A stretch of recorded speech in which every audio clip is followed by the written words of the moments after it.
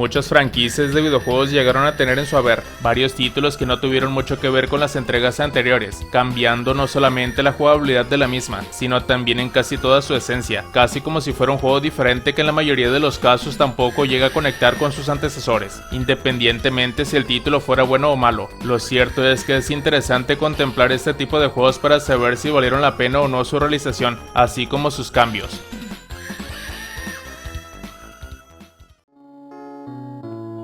En un inicio, si bien los RPG japoneses fueron inmensamente populares en Japón, fracasarían en los mercados occidentales. Mystic Quest se creó en un intento de hacer que el género RPG japonés sea más aceptable para los consumidores de habla inglesa. Era una especie de primer RPG japonés para bebés, que evitaba las tradicionales batallas aleatorias, el sistema de fiestas y los puntos de guardado del género. Además, el juego incorporó más elementos de acción y resolución de acertijos con herramientas como hachas y ganchos de agarre. Irónicamente, los críticos occidentales criticaron el juego por su naturaleza excesivamente simplificada. Sin embargo, aunque en años posteriores se ganó la reputación de ser el peor título de Final Fantasy, la banda sonora de Ryujo Sasai y Yasuhiro Kawakami fue ampliamente elogiada.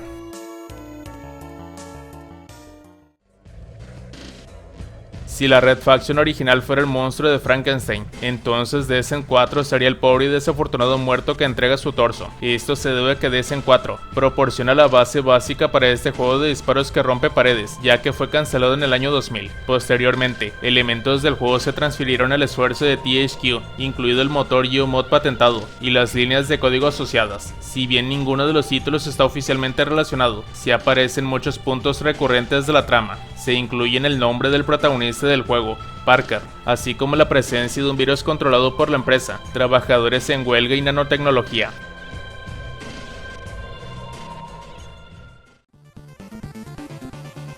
El primer juego de la serie Contra recibió algunos nombres diferentes cuando se tradujo, incluidos Probotractor y Grisor. Fue desarrollado por Konami en 1987 y fue bastante popular en las salas de juegos por su mecánica de disparos cooperativos y fondos vibrantes, y el port de NES solo aumentó su popularidad. Hasta la fecha han habido más de una docena de juegos de la serie Contra, pero una de estas secuelas era diferente de las demás. El quinto juego de la franquicia, Contra Force, solo se distribuyó en los Estados Unidos. Era un shooter de acción lanzado por Konami, como los otros juegos de Contra, pero recibió un nombre diferente durante el desarrollo. Originalmente se suponía que el juego sería una nueva IP llamada Dark Hunt y se lanzaría en Japón. Sin embargo, esto no sucedió. Por razones desconocidas, Dark Hunt fue cancelada y el proyecto fue reutilizado por una audiencia occidental como parte de la franquicia Contra. Sin embargo, eso terminó funcionando bien para los fanáticos, ya que los jugadores elogiaron la música, las imágenes, las batallas contra jefes y los segmentos de plataformas en Contra Force.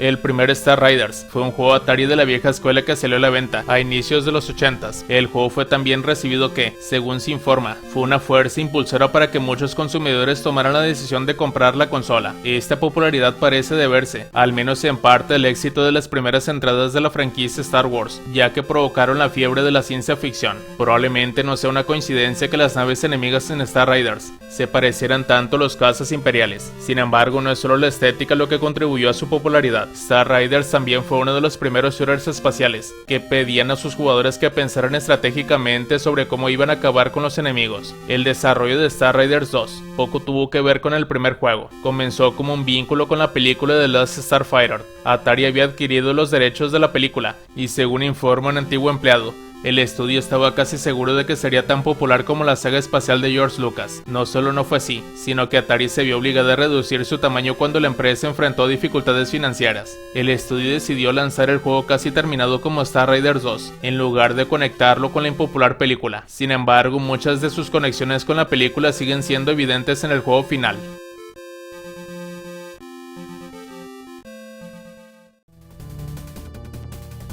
Privateer 2 de Darkening es la secuela directa de Wing Commander Privateer, más o menos. Ambos son simuladores de vuelo de feria espacial que implican destruir naves enemigas hasta convertirlas en escombros, pero ahí es donde terminan las conexiones entre los dos. Por un lado, las imágenes son completamente diferentes. El primer juego, desarrollado por Origin Systems, presentaba una terminal donde los combatientes enemigos se burlaban de ti o rogaban clemencia mientras se desarrollaban las batallas espaciales, mientras los jugadores conducían su caza a través de una ventana estrecha fecha en el HUD. Pioneer 2 fue desarrollado por un estudio diferente, Electronic Arts Manchester. Dio un gran paso adelante con respecto a su predecesor en el departamento de gráficos, pero para disgusto de los fanáticos, abandonó muchas de las mecánicas de combate que funcionaban en el primer juego. Los jugadores también se quejaron de que simplificó en gran medida el diseño abierto del mundo del primer juego. Y el juego presentaba básicamente 0 conexiones históricas con entradas anteriores de Wing Commander.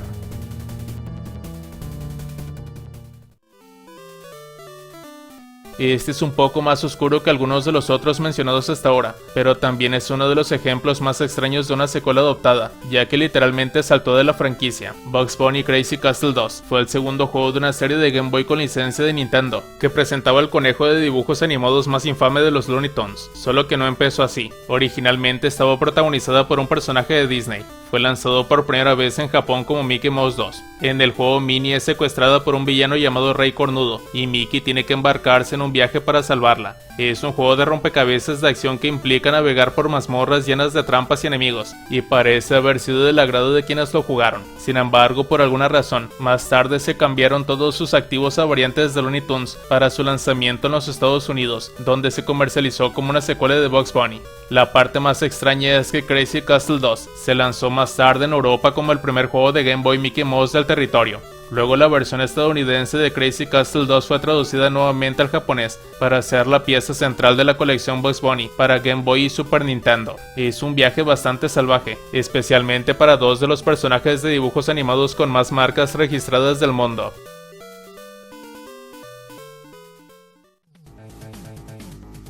El primer juego Spy Hunter fue desarrollado por Bally Midway en 1983. Es un juego de conducción inspirado en James Bond, en el que el jugador asume el papel de un agente secreto, pilota un vehículo e intercambia fuego con los enemigos. Era algo así como un borrador inicial de Twismeral, pero con un diseño mucho más simple y ninguno de los elementos competitivos. Spy Hunter se lanzó originalmente como un juego de arcade y recibió una popular adaptación para NES en 1987. El primer juego fue un éxito innegable, pero las ventas del segundo fracasaron, dejando la serie inactiva durante algunos años. Luego vino Super Spy Hunter. Este juego comenzó como un shooter de carreras completamente diferente creado por Famicom, llamado Battle Formula. Sigue siendo un juego de disparos de conducción de automóviles desde arriba, en el que el jugador avanza en una carretera de desplazamiento vertical, pero las imágenes son notablemente más brillantes y vibrantes. Los críticos han elogiado el juego por ser un port para consolas domésticas mucho más exitoso que el Spy Hunter original, que se jugaba mejor en máquinas recreativas. Este parece ser uno de los pocos casos en los que la secuela falsa se consideró más exitosa que la genuina,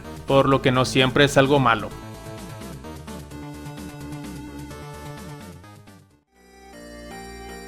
Si bien la mayoría de los RPG japoneses se desarrollaron en tierras de espadas y hechicería al estilo de Tolkien, Phantasy Star 2 empuja a los jugadores a un planeta previamente inevitable, que se vuelve dependiente de una supercomputadora conocida como Mother Brain.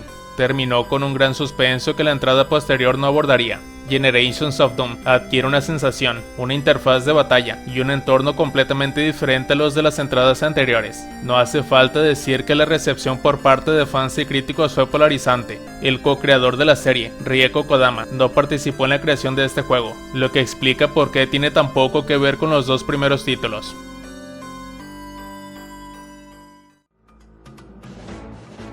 Originalmente programado como lanzamiento para Nintendo 64, Dinosaur Planet de Rare habría presentado a los fanáticos a Saber, un joven y valiente cachorro de lobo que busca salvar al mundo de Sauria. Según Shigeru Miyamoto, el diseño de Saber se parecía tanto al del virtuoso Vulpino de Star Fox que finalmente se tomó la decisión de fusionar las IP. Se desconoce hasta qué punto esta alteración cambió los componentes centrales del juego, componentes que en un momento se dijo que se centraban en frecuentes intercambios de personajes, aunque sí sabemos que se cambió relativamente poco en la forma narrativa. En última instancia, muchos fanáticos encontraron que la nueva configuración del juego, sin mencionar su tipo de acción cuerpo a cuerpo, era demasiado diferente de lo que ya esperaban de la franquicia. Irónicamente, los títulos anteriores de Star Fox habían aludido a la existencia de tales planetas de dinosaurios, aunque nunca con la intención de visitar uno.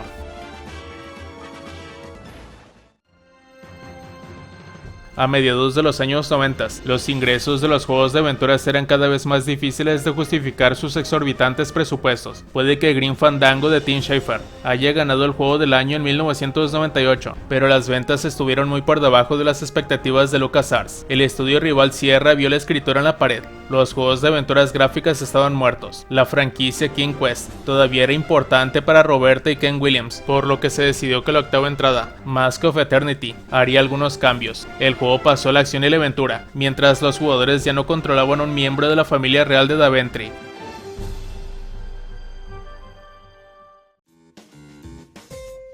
El juego de plataformas de desplazamiento lateral en 2D, Kirby's Epic Yarn, fue desarrollado principalmente por Good Feel. El proyecto se concibió originalmente como un título independiente sobre un trozo de hilo sensible llamado Bluff, que explora un mundo basado en telas. Nintendo probó Flu's Epic Yarn, y Good Feel logró producir un prototipo del juego, pero Nobuo Matsujima de Software Planning encontró que el juego era demasiado simple y carecía de dificultad. Más tarde se decidió que el juego se agregaría a la franquicia Kirby para darle reconocimiento de marca y los recursos necesarios para completar el juego. El resultado fue un juego que fue bien recibido, pero que es muy diferente a otros juegos de la franquicia Kirby. No solo el entorno se basa en la artesanía, sino que los controles y habilidades de Kirby también son diferentes de los que tienen la mayoría de los otros juegos. El héroe rosa usa un látigo de hilo como su modo principal de ataque, y no tiene su habilidad característica de inhalar enemigos, ni puede flotar. De hecho, comparte las mismas habilidades que Fluff, quien permaneció en el juego que pasó al papel de protagonista secundario.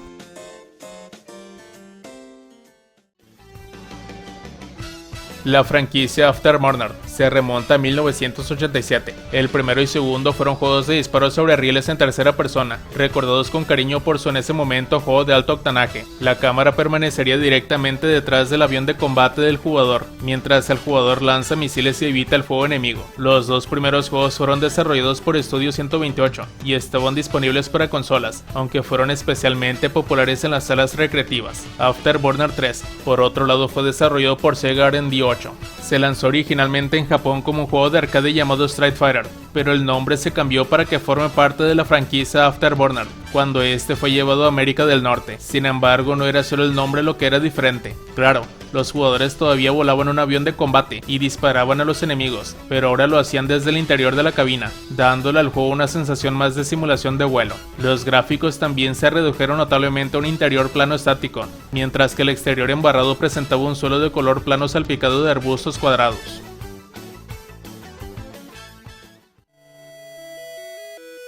Hay una curiosa ironía, sin mencionar el derrotismo, detrás de la idea de cambiar el nombre de los primeros tres títulos de saga como Final Fantasy Legends 1 al 3. Aquí había una nueva IP, una que funcionaría bastante bien por sí misma, mal etiquetada con la etiqueta de venta minorista de otro título. Un título cabe mencionar que en algún momento había inspirado una confianza igualmente baja, y sin embargo a través de su propia calidad innata, había establecido una franquicia mundial valorada en millones. Basta decir que uno pensaría que Square podría haber estado un poco más dispuesto a dejar que Saga se valiera por sí solo. Pero bueno, eso es un negocio. Ciertamente no perjudicó su integración el hecho de que las dos áreas tuvieran mucho en común, es decir, sus escenarios fantásticos y encuentros aleatorios con monstruos. Sin embargo, Saga también contaba con muchas ideas únicas, incluidos los conceptos de exploración de mundo abierto, progresión no lineal y narrativas complejas y ramificadas, todo lo cual chocaba con el modelo típico de Final Fantasy.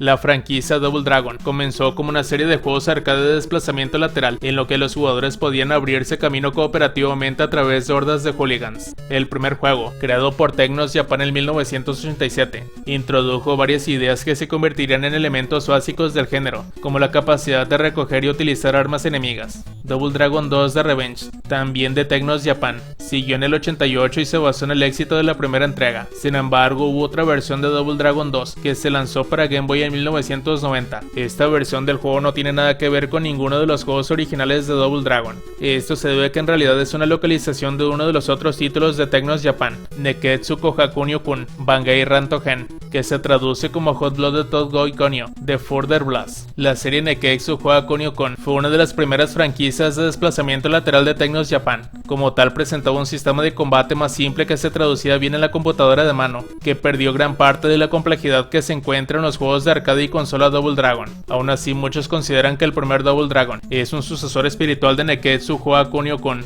por lo que su conexión podría no ser tan dudosa como parece inicialmente.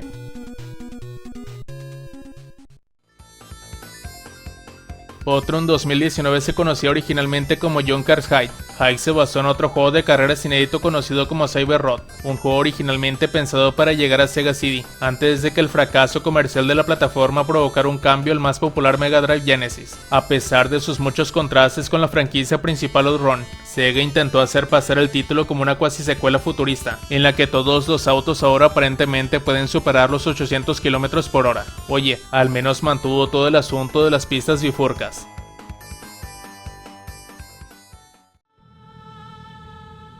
El primer Overblood fue un título de terror de supervivencia ambientado en una base de investigación aislada centrada en un puñado de personajes, mientras que la secuela fue una aventura de acción épica de 3 discos, con un elenco significativamente mayor. Los dos juegos no podrían ser más diferentes si lo intentaran. Los únicos elementos persistentes del original fueron las apariciones del protagonista y su robot asistente. Sin embargo, ambos personajes quedan relegados a papeles secundarios, con 3 héroes completamente nuevos pasando a primer plano. La secuencia también tomó una dirección considerablemente más anime, y el personaje principal finalmente experimentó una transformación al estilo Super Saiyajin.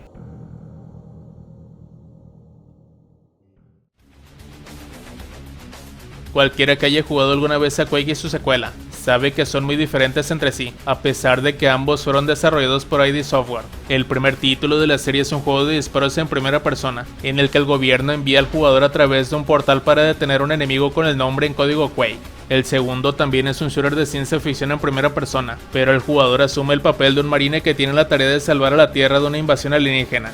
Puede que no parezca tan diferente en la superficie, pero no hay cruce de personajes o historia entre los dos. Sin embargo, hay una buena razón por la que estas historias y personajes no tienen ninguna conexión. Durante el desarrollo de Quake 2 era casi una propiedad independiente. El diseñador de nivel Sting Will le dijo a PC Gamer que ID Software lo había desarrollado brevemente para que fuera un título completamente nuevo, pero el estudio finalmente se dio cuenta de que la jugabilidad simplemente conservaba ese estilo clásico de Quake.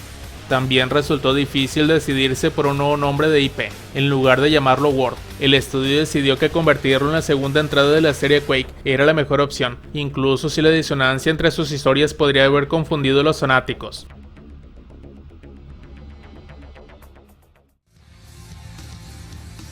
Al igual que Sonic el Erizo, la primera incursión de Bomberman en los juegos HD fue un gran fracaso, tomando una franquicia que se había vuelto querida por los fanáticos por su naturaleza alegre. Axe-Zero incorporó un cambio de tono enormemente desacertado. Los simpáticos personajes Eevee habían sido reemplazados por combatientes de Edgelord, más anatómicamente correctos y colocados en un entorno distópico cliché. Todo esto habría sido bastante malo, pero el juego hizo un esfuerzo adicional al evitar el tradicional modo multijugador local de la serie. Los jugadores pueden participar solos en la agotadora campaña de 100 niveles sin función de guardado, o luchar contra jugadores en línea.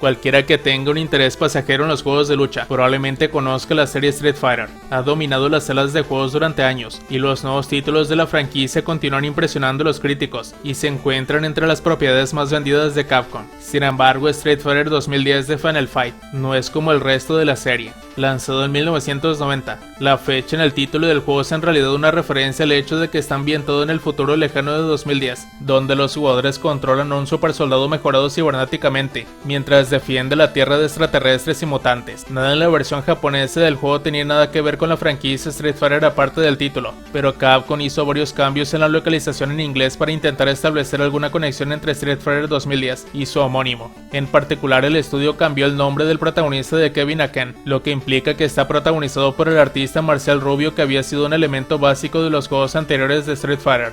Esto no terminó teniendo mucho sentido, ya que las historias de fondo de los dos personajes no tienen ninguna relación. El estilo artístico y la jugabilidad también son completamente diferentes a los de la serie principal.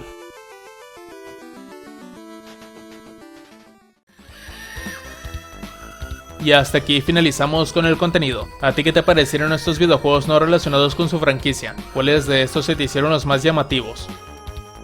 Si el video te gustó, dale like y suscríbete. Nos vemos hasta la próxima.